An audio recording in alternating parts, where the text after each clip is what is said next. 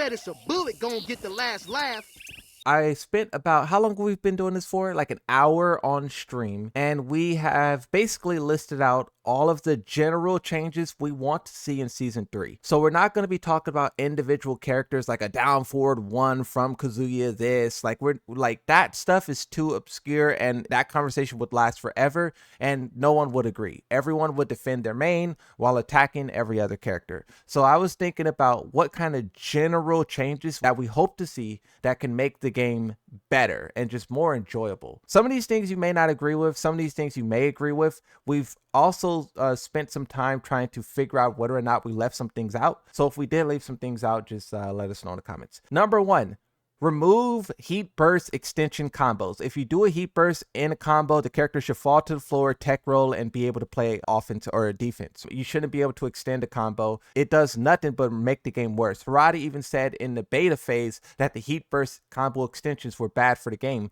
but somehow he left it in the game. And then also added to the problem with tailspins. And if I had to say which one should go, tailspins or heat burst, I think heat burst. Also, I think that you should not be able to tornado from a heat smash that wall splats or break the floors. It just gives way too much damage. It's very unfavorable. So it's just too powerful. And then also I would say for installs. Installs play such a big role in this game, and the characters who don't have it are at a serious disadvantage. And at this point, they're not going to take it from everyone, so you should just give it to everyone. But then also make them generally weaker. Another thing that I would like to see is for no unlimited installs in heat. That was a weird idea and it's an abusable idea. And I also would add to this and say that when you use a rage art and then you get an install afterwards like Claudio, very confusing design. What is this one? Install is generally too strong, one-sided gameplay. Okay, so we talked about that. Remove heat gain or give it to everyone. Certain characters have stances they could go into and gain back heat. Lars, Lily, Azazina. Some characters can do moves and gain heat. Law, Kazuya, etc. I think that is another thing that's so powerful, and you either got to give it to everyone or give it to no one. If a character has a stance, give it to their stance. If a character has a move, like a signature move, give it to them. Honestly, I wouldn't want that in a game, but like I said, they're probably not going to remove it, and it's too powerful, so give it to everyone.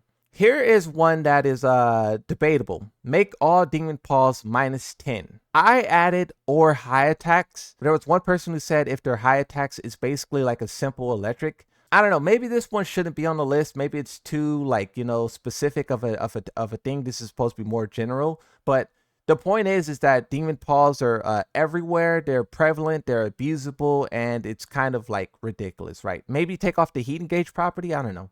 Heat smash mix-ups should be slower. So when you talk about Heihachi, Yoshimitsu, you should just have a little bit more time to react to these heat smashes. Imagine if someone blocks a rage art and then that rage art gives a mix-up. That's basically what heat smashes does. Heat smash is a buffed rage drive. There was very few rage drives that gave mix-up, if any. You did your comeback move, I blocked it. We should be equal. If not, I should be at an advantage because you misused your attack. Heat smash does not fly down the screen on whiff. Dragunov, Eddie, Lars. There's characters who have heat smashes that has multiple hits, and when they whiff the first hit, they go flying, and you have to chase after them.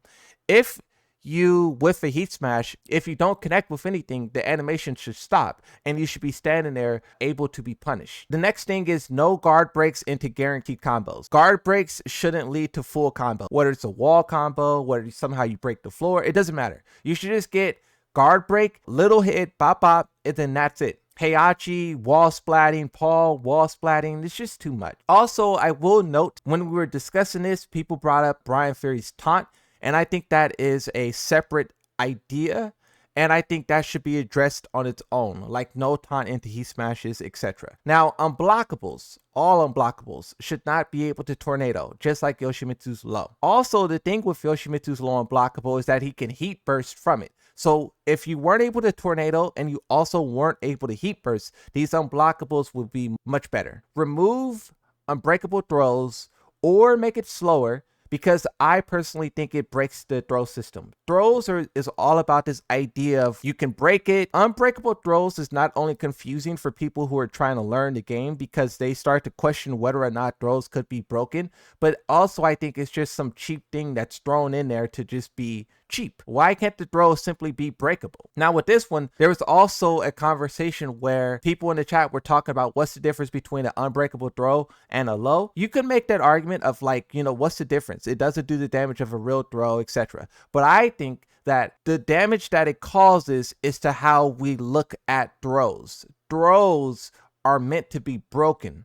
Generally, there's some exceptions in the past, but those are exceptions. Do not make the exception the norm. Remove throw tracking, even king. I think tracking throws is something that we should have fought back harder against.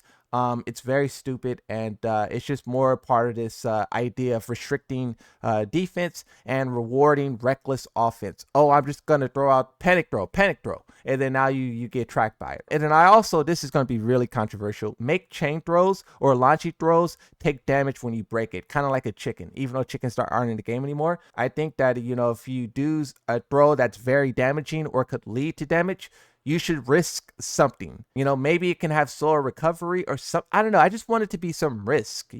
Sometimes these throws are just have no downsides. Where's the fun in that, in my opinion? Another thing is fix with recovery all around, which I think this is more true for power crushes. You talk about Harong's power crush high. There's a lot of moves in the game where you somehow get around it. You try to whiff punish and then they block and they sometimes even kill you. Fix realigning attacks. This is another thing that's very weird about this game, where it's not necessarily tracking, right? It's not that the move has a homing trail. It's that the move doesn't have a homing trail. I made a short about how Kazuya's twin piston, I spun like 4 times to get away from it, and you can see him sliding on the ground towards me. And then this next part where I have fix excessive hurt box expansion, I tried to attack him, and then my hurt box expanded. Him sliding towards me and my hurt box expanding combined results in me getting hit, when really I made the correct play of moving around his reckless attack. So you got to fix both of those things and we'll see much better gameplay. No safe power crush. Safe high power crushes, they either need to be more whiff punchable, more recovery, something, because they're just too abusable. I do like that they removed the heat property off of it, but they're still abusable. One thing that I generally dislike about power crushes is how people rely on that more than they do actual defensive play. And I personally think that's a problem when people use power crushes instead of playing real defense. No tracking or realignment of power crushes as well. Something that I throw in here as well is just nerf every character. I don't think no character needs a buff. There may be some exceptions. No, I don't think Kazuya is an exception. No, I don't think Azazina is an exception. There may be some exceptions where moves do like some weird property and something. Maybe you could fix that. But generally, you should go into every character with the idea of these characters need to be made weaker. Another thing is new moves, right? New moves was a problem with Season 2. We really don't need new moves in Season 3. They probably will give us new moves. But I think what would be cooler if they changed what some of the existing moves do. Maybe this move was a power crush, now it's not a power crush, and maybe this other move is a power crush. Maybe this move was a heat engager, now it's not a heat engager. Maybe this other move is the heat engager. Maybe that's too wild of a change, but I would much rather something like that than adding more moves into the game that either goes into stances or that block combos or that just gives guard breaks or something crazy. I think that Tekken has done enough of that. And I would even argue maybe it's time that we remove some attacks. I don't know. I just think there's a lot to learn here. And also there's a lot to balance. But then also with heat, it's even more to balance. There's 3 different versions of the Flash. That's so much balancing for what? Another thing that is a big problem with this game, wall spike combos that give unscaled damage. So many characters do this. So many characters can just get away with it, and I think you got to do something about that. It's too destructive of a combo method. The Oki after a lot of these things are really powerful as well. So not only are you getting crazy unscaled damage, but you're also getting perfect Oki. One thing that we also talked about was 1 rage art per match.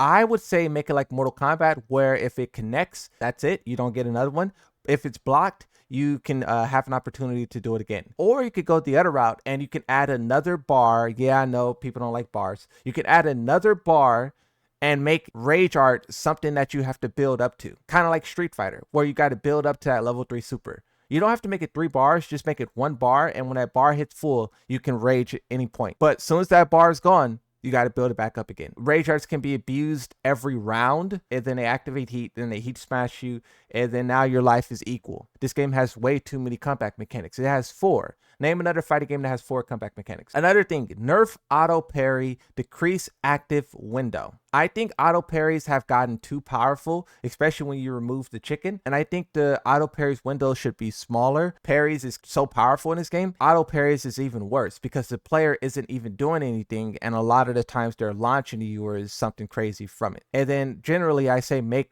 all parries more whiff punishable. Try to whiff punish a muscle armor or an Asuka parry and see how it goes for you. At least the flash, you can try and bait it out and punish it. It's like -19. None of the other parries have that type of frame on it. Also, I would say nerf projectiles. You can nerf the speed and the chip. I think Jun Kazama's full install light beam is something players talked about for a very long time. The developers finally should do something about it. Projectiles is not something that Tekken characters are equipped to deal with. So either give them a universal way of dealing with them, like a parry or a jump or make them highs or something, or just reduce what they do. No mix-ups on blocks, slow it down a little bit. Reduce the weird tracking that they have where you're moving and they still hit you. Nerf infinite stance loop and one-sided offense. This is like a very general idea, but so many characters can do it, from Zhao Yu to Harang to Lars to Leo to Yoshimitsu to Raven to Eddie. Certain characters could just go into stance, into stance, into stance. You know, eventually you're going to get hit. And it's not really a matter of skill at that point. It's just a matter of luck. And I don't think Tekken should be about luck. It should be about skill. These infinite stance loops should end. They should have a definitive end, and you should be able to kill. Special style cannot be toggled on and off, but I think it confuses a lot of new players. If you see new players play the game, they are constantly looking at their controller and wondering why the button that they're pressing isn't doing that thing anymore, and it's now doing a different move. And I also think that goes against the idea of trying to teach people the game, because if you're giving them access to the powerful tools, what's the point of learning it? Forced first to 2 in ranked and quick match. The reason why is because the idea of the set not being forced, period, shouldn't even be debated. The full set only lasts about 8 to 10 minutes at most. Maybe it could be like 13, 15, but that's if you're really getting dicey down to the clock each and every time. Most other casual games like Battle Royales, Call of Duty, Fortnite, Marvel Rivals, their average playtime is like 20 minutes. So if a Tekken player can't sit down for 8 minutes and just play, you know, a full set, then I mean, I don't know what to say. I think make it forced throughout the whole entirety of the game, especially in rank. The stage should switch automatically after every match, because this is also a rule in the Tekken World Tour where you cannot rematch on the same stage. It has to randomly select, and Tekken 8 load times are fast enough to where it can pick a new stage seamlessly. That's why they have it in tournaments. It's because it's fun, it's better. So do that in the game as well, but make it automatic so players, once again, you talk about an unnecessary debate. Add older battle passes in the extra level section of the current battle pass. People missed out on some of that older battle passes, and they should get access to it one way or another. I was saying this before Street Fighter did it, but Street Fighter added legacy health bars into the game. Do that, but don't charge $5 for each individual health bar, but then also allow for the health bars that we have now to be colorized. There's a mod that on PC that allows it, and I think it looks fantastic. Give that to every player, and instead of having the health bars change every season, which they're not even doing in in Tekken 8, just make it to where you can pick your own color. Another thing that we have is adjust female character proportions. I have specifically Asuka's neck, but I also will talk about the character's shoulders. Looks monstrous. The belly button is gone, even though people troll about that. I think it's important to have these things because Street Fighter is kind of slam dunking on us when it comes to the waifus, and we know how the small details really push these characters into the stratosphere when you're talking about popularity. Add tournament streams and the information for it to the main menu.